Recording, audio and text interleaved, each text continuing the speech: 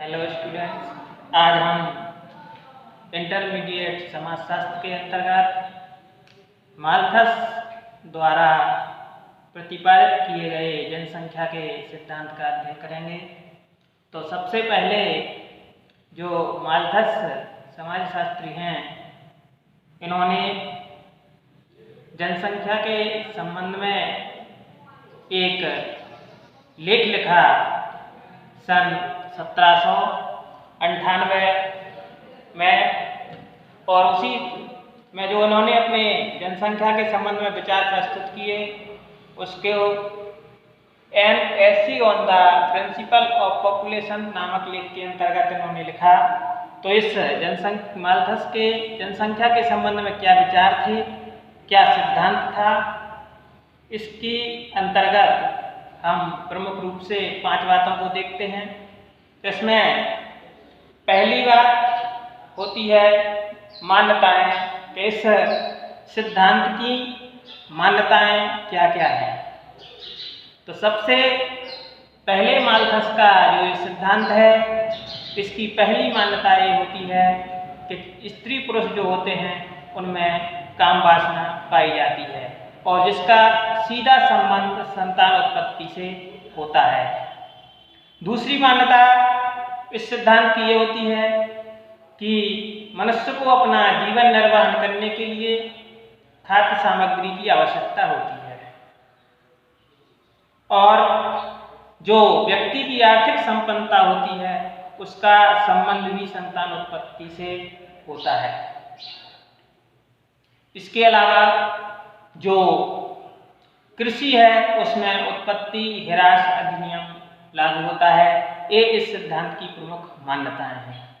दूसरी बात है जनसंख्या ज्यामितीय अनुपात में बढ़ती है।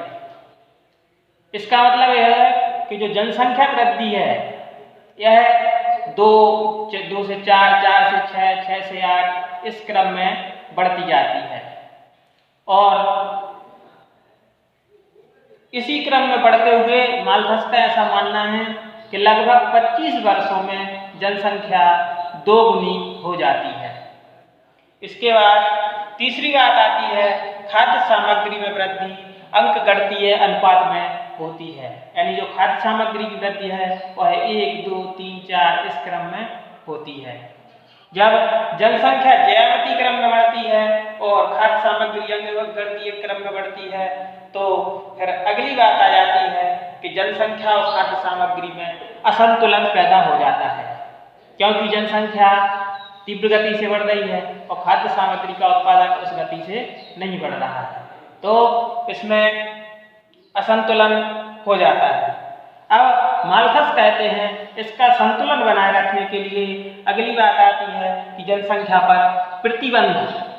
तो जनसंख्या पर प्रतिबंध कैसे लगाया जाए, इसको कैसे संतुलित किया जाए, तो इसके लिए माल्थस कहते हैं कि सबसे पहला उपाय होता है प्राकृतिक, दूसरा होता है प्रतिबंधक। प्राकृतिक उपाय में वो कहते हैं कि प्रकृति स्वयं जनसंख्या को संतुलित करती है। इसके लिए समय समय पर प्राकृतिक घटनाएं घटती रहती हैं। कभी बहुत सी आपदाएं आती हैं, तो इन आपदाओं में बहुत सारी जनसंख्या काल के काल में समा जाती है और इस तरह प्रकृति संतुलन करती है। दूसरी प्रतिबंधक। प्रतिबंधक जो होते हैं उपाय, इनमें कुछ कृत्रिम उपाय होते हैं जो व्यक्ति को अपनाना चाहिए। इसमें माल्थस ने सबसे ज्यादा आत्मसंयम या ब्रह्मचर्य पर बल दिया। माल्थस ने कहा कि व्यक्ति को संयम में रहना चाहिए, देर से शादी करनी चाहिए, इस तरह के उन्होंने विचार दिए।